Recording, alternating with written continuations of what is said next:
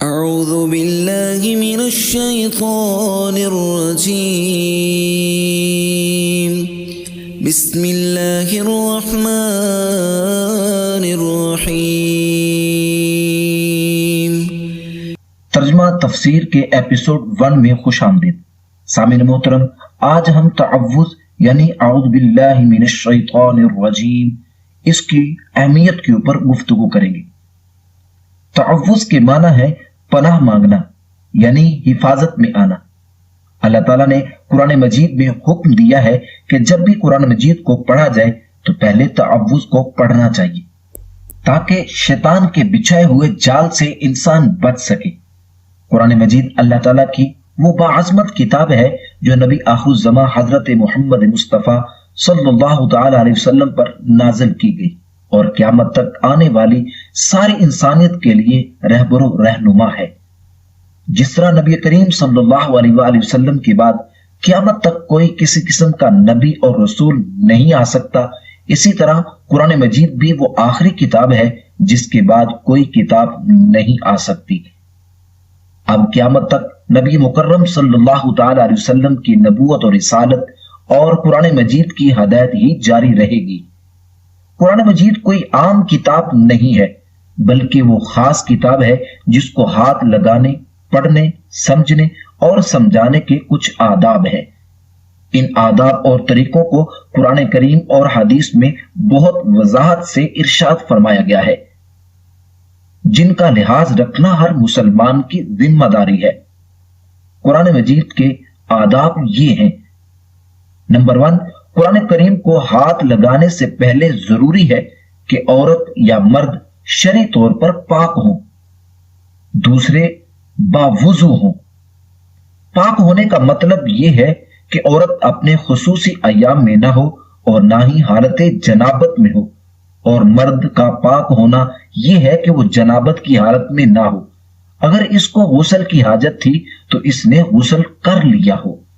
Number 2، سورہ واقعہ میں اللہ تعالیٰ نے ارشاد فرمایا ہے اس کو وہی ہاتھ لگاتے ہیں جو پاک صاف ہیں یعنی فرشتے۔ احادیث سے معلوم ہوتا ہے کہ قرآن کریم کو وہی ہاتھ لگا سکتے ہیں جو ہر طرح کی نجاستوں سے پاک ہوں۔ نبی کریم صلی اللہ تعالی علیہ وسلم کا ارشاد ہے اس کو ہاتھ نہیں لگاتے مگر وہی لوگ جو پاک ہیں۔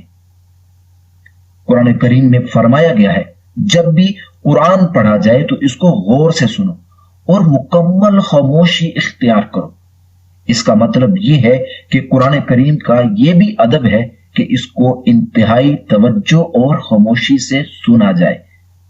ارشاد ہے اور جب بھی قرآن پڑھا جائے تو اس کو غور سے کان لگا کر سنو اور خاموشی اختیار کرو تاکہ تم پر رحم و کرم کیا جائے۔ اللہ تعالیٰ نے ارشاد فرمایا کہ قرآن مجید کو شروع کرنے سے پہلے اللہ کی پناہ اور حفاظت کی درخواست کر لیا کرو تاکہ تم شیطان کے جال اور فریب سے محفوظ رہو۔ چنانچہ اللہ تعالیٰ نے ارشاد فرمایا جب تم قرآن کریم کی تلاوت کرنے لگو تو اللہ کی پناہ اور شیطان مردود کے شر سے حفاظت کی درخواست کر لیا کرو۔ اس لیے علماء کرام نے فرمایا ہے کہ قرآن کریم کی تلاوت سے پہلے تعوذ پڑھنا سنت ہے۔ سامعین محترم، نبی کریم صلی اللہ تعالی علیہ وسلم کی متعدد احادیث سے ثابت ہے کہ قرآن کریم کے احترام کا تقاضا یہ ہے کہ اس کو اس وقت تک ہاتھ نہ لگایا جائے جب تک وضو نہ کر لیا جائے۔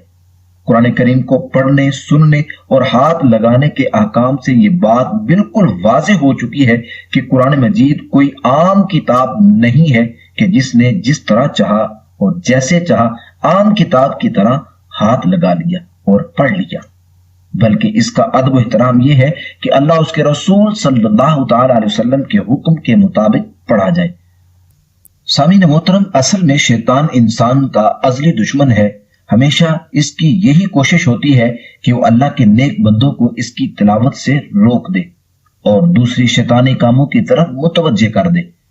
شیطان کی یہ بھی کوشش ہوتی ہے کہ وہ انسان کو نیکی کے راستے سے ہٹا کر بے حیائی، بے شرمی، جھوٹ، فریب اور جہالت میں مبتلا کر دے اور اس کے دل میں مختلف قسم کے وسوسے پیدا کر دے اور اس کو یاد الہی سے روک دے اور قرآن کریم کی عظمت کو دلوں سے نکال دے۔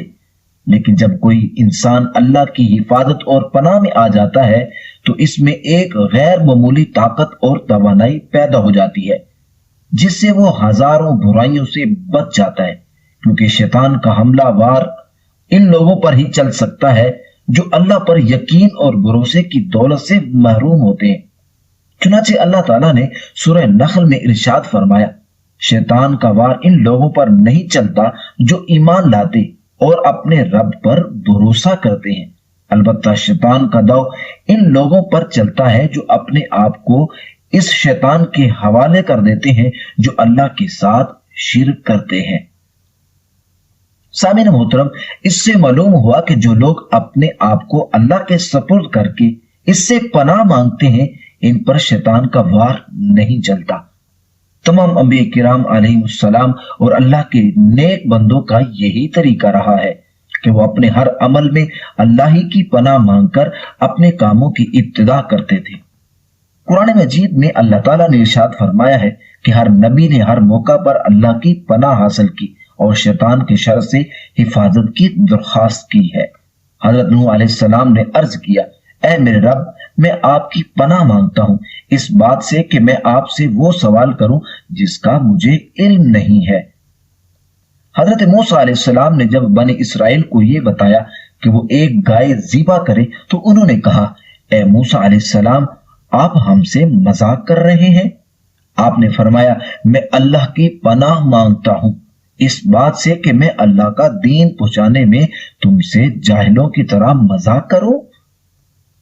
سامعین محترم، حضرت یوسف علیہ السلام نے عزیز مصر کی بیوی کی بری نیت دیکھ کر فرمایا تھا، اللہ کی پناہ مانگتا ہوں اس تصور سے کہ میں اپنے مربی جس نے مجھے بہترین ٹھکانہ دیا اس کے اعتماد کو ٹھیس پہنچاؤں۔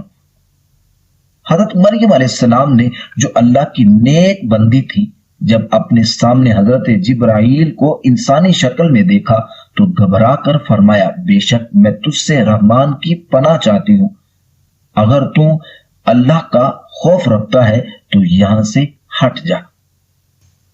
سامعین محترم، نبی مکرم حضرت محمد مصطفیٰ صلی اللہ تعالی علیہ وسلم سے فرمایا گیا ہے کہ اے نبی، آپ کہہ دیجئے کہ میں شیطان کے شر کسی سے اللہ کی پناہ مانگتا ہوں۔ سورہ فلق، سورۃ الناس میں نبی مکرم صلی اللہ تعالی علیہ وسلم سے فرمایا گیا، آپ ہمیشہ اللہ ہی کی پناہ مانگیے۔ ان آیات سے معلوم ہوا کہ انبیاء کرام اور اللہ کے نیک بندے ہر وقت اللہ کی بارگاہ میں اس کی درخواست کرتے رہتے ہیں کہ اے اللہ، ہمیں شیطان کے شر سے بچاتے ہوئے اپنی پناہ نصیب فرما۔ اللہ تعالی ہم سب کو بھی شیطان کے ہر جال سے محفوظ فرمائے، آمین، اور ہمیں صراط المستقیم پر قائم فرمائے، آمین ثم آمین۔ قرآن کے گھر گھر پہنچانے کے اس مشن میں ہمارا ساتھ دیجیے۔ اس ویڈیو کو لائک کریں، شیئر کریں، چینل کو سبسکرائب کریں اور اس قرآن کے پیغام کو لوگوں تک پہنچانے کا ذریعہ بنیں۔ اللہ حافظ۔